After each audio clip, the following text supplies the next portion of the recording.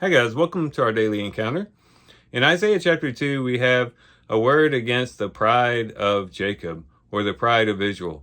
There the people had acquired much riches. They were doing pretty well for themselves.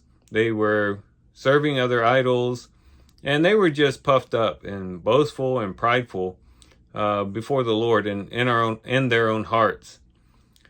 However, the Lord speaks of a day of reckoning that was coming, a time when the Lord was finally going to step in and hold them accountable for their iniquities, their injustices, and their sins.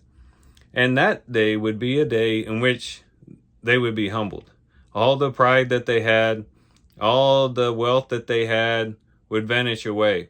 And they would be humbled when the Lord would deal with them in such a way.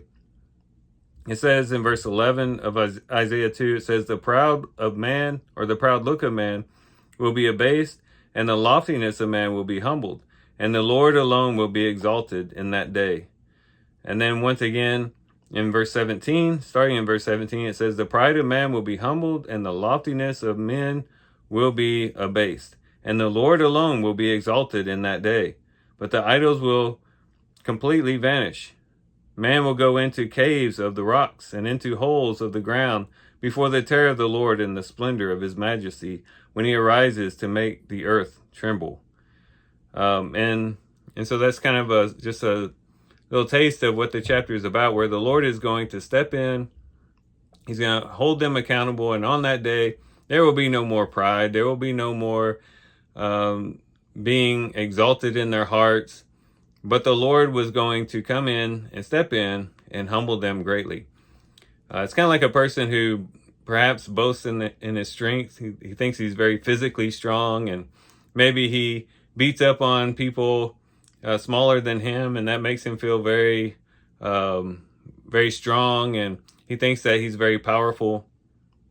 And then someone comes in who's a lot more stronger than he is, and really gives it to him. Whenever that individual experiences the strength and the power of someone immensely stronger than him, that definitely has a humbling effect, we can imagine. And the same thing is true with these people in Israel. Yes, they were prideful as they took advantage of the poor, the widow, the orphan, as they looked down their noses at the people in lower social classes than them.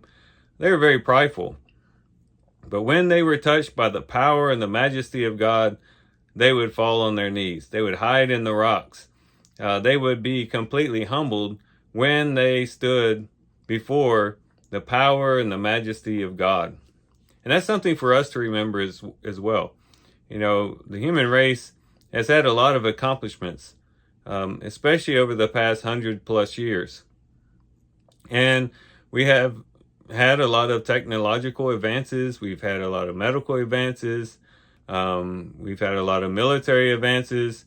And mankind has become, to a certain extent, pretty powerful and pretty capable of certain things. And we can also see, as the years have gone by, the pride of mankind also being elevated to where mankind begins to feel as though they can solve their own problems, they can take care of their own troubles, and that they have it all together and that they don't need God in their life. Well, we might think we have it all together today, but when we stand before the majesty and the power of God, all pride, all self-exaltation will vanish away, because then we will see what true power is. Then we'll see what true knowledge is.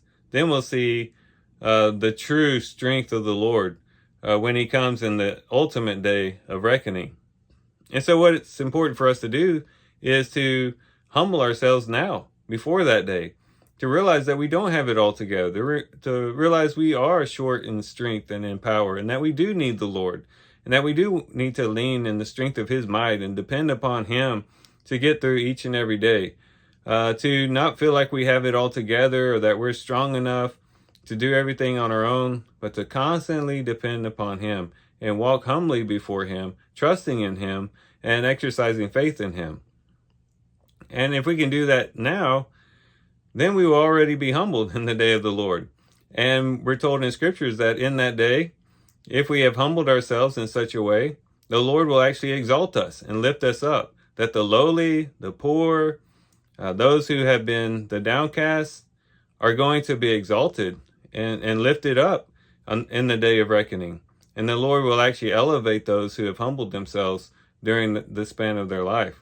So we should be encouraged by Isaiah chapter 2 to go ahead and humble ourselves. Let's not wait for the day of reckoning to humble ourselves before the Lord, but to do it now, to recognize his strength and his power and his knowledge above us, and to go ahead and begin to humble ourselves and trust in him in those various ways. So here's some things we can reflect on and think about as we do our reading today. With that, guys, I do thank you for watching the video today. Hope you guys have a great day. Love you guys. God bless.